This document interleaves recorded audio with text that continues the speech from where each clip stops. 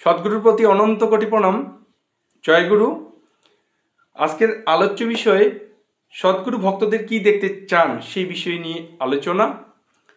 তো এক নাবিক নৌপথে তার স্ত্রী সহিত ভ্রমণের উদ্দেশ্যে বেরিয়েছেন। নাবিক স্ত্রী সহিত ভ্রমণের উদ্দেশ্যে যখন যাচ্ছেন, তো একবার তার মনে হলো ওই যাত্রাপথে যে আমি একটু ছাদে উঠে প্রকৃতি এবং কি সমুদ্রের চারিপাশটা দর্শন করি। স্ত্রীকে কামরায় রেখে, মানে নিচতলা কামরায় রেখে সে উপরে ছাদে উঠে যে জলের জাহাজের উপরে চড়ে যাচ্ছিলেন, সেই জাহাজের ছাদে উঠে সে প্রকৃতি দর্শন করছেন।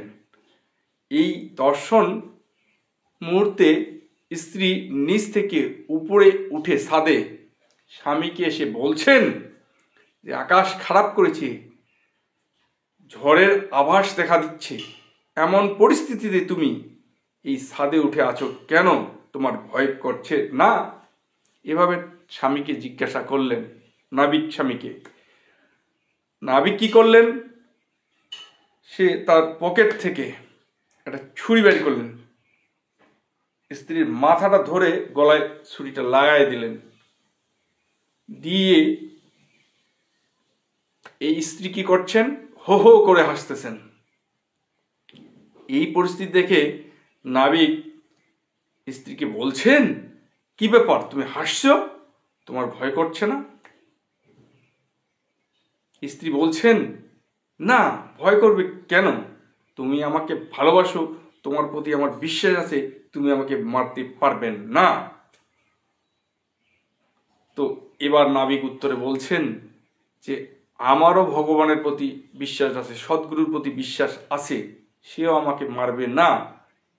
এই কারণে আমি এই ঝড়ঝঞ্ঝার পরিস্থিতিতেও ছাদে উঠে আছি, দেখতেছি প্রকৃতি পরিবেশের অবস্থা, সমুদ্রের উত্তাল অবস্থা।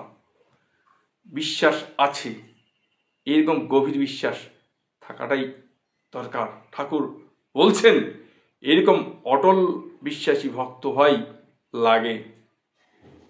তাই তিনি অমীয় বাণী যে একটা গ্রন্থ আছে, সেখানে ঠাকুর স্পষ্ট উল্লেখ করেছেন যে আমি ভগবান দেখেছি অনেকবার, কিন্তু অটল বিশ্বাসী ভক্ত দেখবার সৌভাগ্য কমই হয়েছে।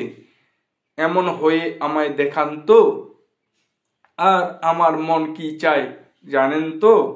আমি চাই আপনাদের টাকা কড়ি না হোক, আপনারা অর্থভাবে কষ্টে দুঃখে জ্বলতে থাকেন, পুড়তে থাকেন, চলতে চলতে পুড়তে পুড়তে খাঁটি সোনার মতো জলজলে হয়ে ওঠেন। এমনটাই আমার ইচ্ছে হয়। আমি চাই আপনার কষ্টে থাকতে থাকতে পুড়তে পুড়তে খাঁটি সোনার মতো জলঝলে হয়ে ওঠেন, অটল বিশ্বাসী ভক্ত হয়ে উঠেন। দেখেন, ঠাকুর প্রত্যেককে অটল বিশ্বাসী ভক্ত হওয়ার যে একটা এইরকম ঠাকুর দেখতে চান, বা সদ্গুরু আমাদের ভক্তদের এমনটাই দেখতে চান। তাই তিনি বলেছেন, মনে রাখো তোমরা পরম পিতার দূত, মানুষের মাঝে তোমাদের কাবু হওয়ার কিছু নেই। তোমাদের কাছে মানুষের কাবু হওয়ার আছে, কারণ তোমরা যে ধনে ধনী সে ধন তাদের নেই, অথচ সে ধন তাদের প্রয়োজন। এমন মহান বাণী যিনি আমাদের দিয়েছেন, তাদের কাঁধে ঘাড়ে নিয়ে চলতে ছোটোখাটো একটু সমস্যা হলেও হতে পারে। এরকম ছোটোখাটো সমস্যা হলে হাসি দিয়েই শুরু হয় বা হবে। কাজে ভয় পাওয়ার কিচ্ছু নেই। ছোটোখাটো সমস্যা আসতে পারে। কাজেই শ্রী ঠাকুর বলছে যে এত ছোটোখাটো সমস্যাগুলোকে হাসি দিয়েই শুরু করবে। কারণ ভগবান দয়াল ঠাকুর মাথার উপর।